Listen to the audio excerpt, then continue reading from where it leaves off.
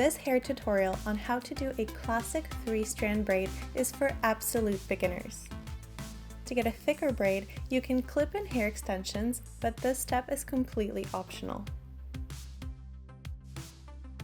Brush the hair out and split it into 3 sections. To get a braid, you will always be crossing the outer sections towards the middle, one by one. Take the right section and cross it over the middle. Now take the left section and cross it over the middle.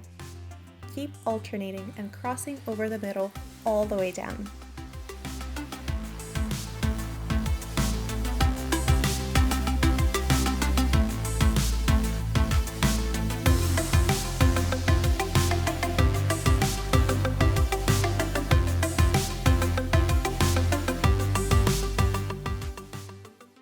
That's it.